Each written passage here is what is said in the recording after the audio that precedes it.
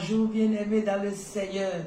Ce matin, nous sommes encore là pour notre émission Bien commencer la semaine avec la parole de Dieu. Je vous invite à lire Genèse le chapitre 39, les 5 premiers versets.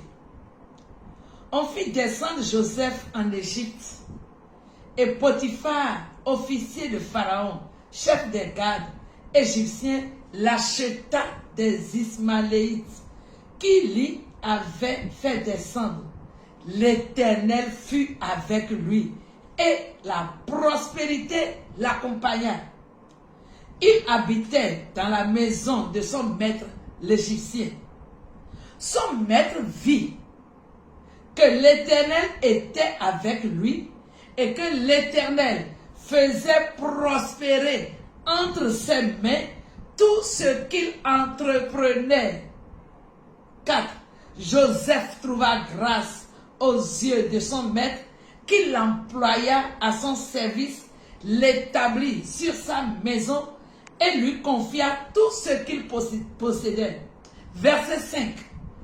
Dès que Potiphar l'eut établi sur sa maison et sur tout ce qu'il possédait, l'Éternel bénit la maison de l'Égyptien à cause de Joseph.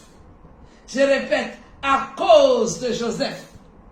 Et la bénédiction de l'Éternel fut sur tout ce qui lui appartenait, soit à la maison, soit au champ.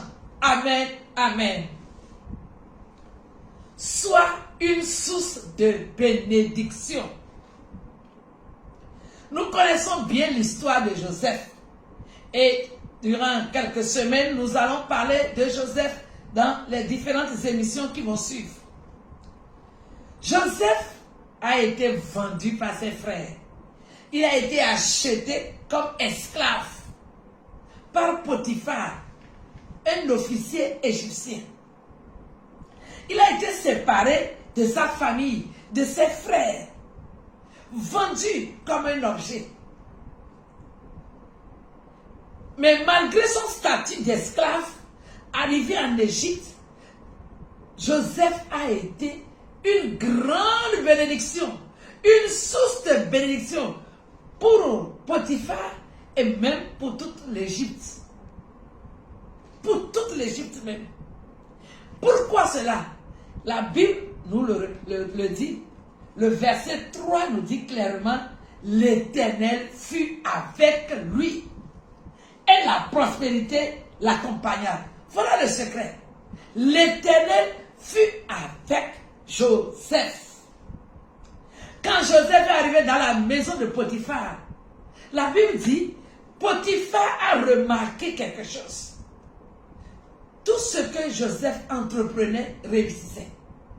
Et quand Potiphar a observé, il a dit, certainement ce jeune homme est une bénédiction pour ma vie, une bénédiction pour ma famille, je lui confie tout.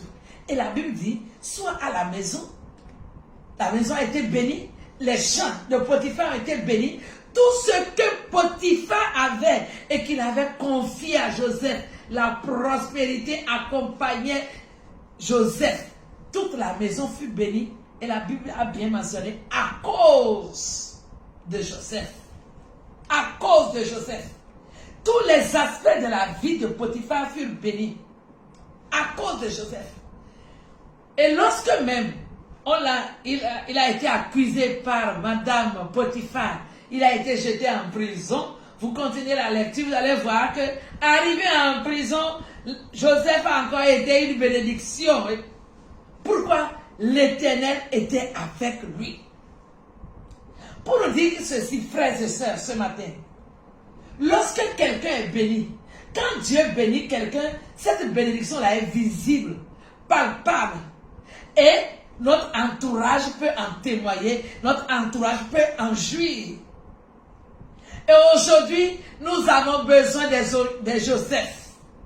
Nos pays ont besoin des gens comme des Joseph. Nos familles ont besoin des gens comme des Joseph.